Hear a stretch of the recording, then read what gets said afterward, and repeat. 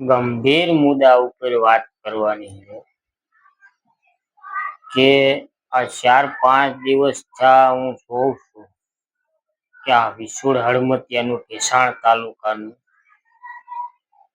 કે ભાઈ કોઈ રસ્તો બંધ કરી દીધો છે. એક બેલા મૂકી જાય, બીજા હટાવી જાય, ત્રીજા પાછા મૂકી જાય, આવી રીતનું બધું હાલે છે.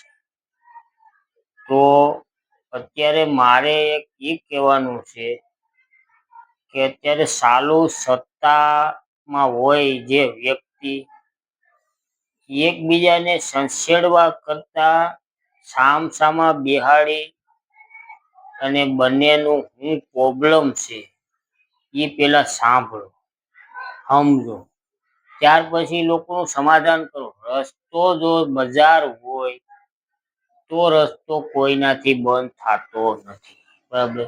ત્યાં પ્રોબ્લેમ થી બંધ થયો છે. કોર્ટ કચેરીએ ચડવાની જરૂર જ ક્યાં છે?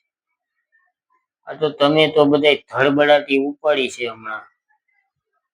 એટલે આવી રીતે કરવું એની કરતા લોકોને સામસામા બેહાડી દો, સમજાવો, એટલે એનું સોલ્યુશન આવે. બાકી નો આવે. આ તો એક જઈને સસેડી આવે, બીજો જઈને વાં જાય. આ રીતે નો કરાય ભાઈ. આમાં ગાયકનું બધું બગડે. આમાં પ્રશાસનને વચમાં લાવવાની કોઈ જરૂર જ નથી. પંચાયતને પ્રોબ્લેમ હોય એને લાવો વચમાં. મંત્રીએ કીધું એક રસ્તો બંધ કરો તો કઈ એના બાપાનું કામ નથી. તે તો એક નોકરું કરે છે. એને લાવો. કેમ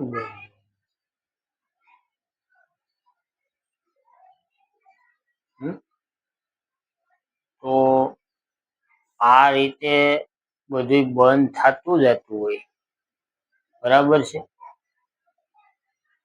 તો આ પ્રશાસનને વચમાં કામ લાવવું જોઈએ. કોર્ટને એક બાજુ મૂકી દો, મામલતદારને મૂકી દો.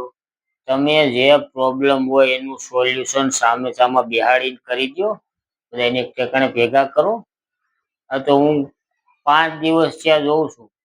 એક ઓલો જઈને ઉબાણિયું ભરાઈ આવે, ઓલો વાં ભરાઈ આવે, એક બેલા મૂકે, એક હટાવે, પછી એમ કે આવી જાય ફલાણાના બાપની તેવડું હોય તો હટાવી લે. આવું શું લેવાનું કરો?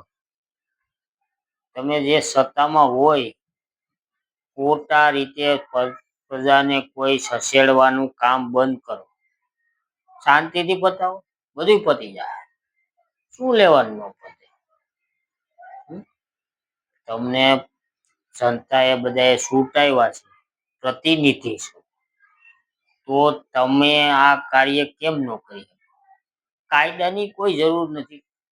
તમે બધા કાયદા જાણો છો તો કાયદાકીય વ્યવસ્થા કરો. કાયદા ઉપર મંડો હાલવા.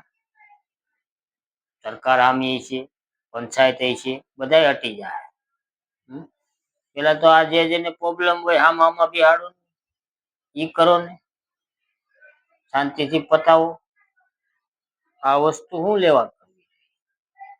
આ બધાને હેરાન થવાના ધંધા કરો તમે. સસેડી ના એ પાઠ કાંઈ નથી. ત્યાં હું બનાવ્યા 5 દી તો હું જોઉં છું તમારું બહાટી. અમને એમ થાય કે આ શું છે? આનું કઈ થાય? વ્યવસ્થિત પતાવો એટલે બધા શાંતિથી રહી શકે, જીવી શકે.